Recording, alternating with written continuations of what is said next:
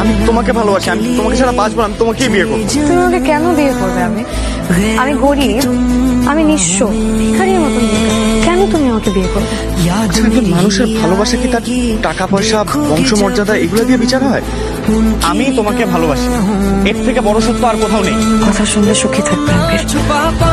আর আমাকে হারিয়ে তুমি সুখী থাকবে। আমার পরিবারের বাইরে, আমার পরিবারকে নিয়ে বেঁচে থাকার বাইরে আমি আর কিছু চিন্তা করতে পারছি না। এখন বিশ্বাস করো, আমরা এখনই বিয়ে করবো। চলো।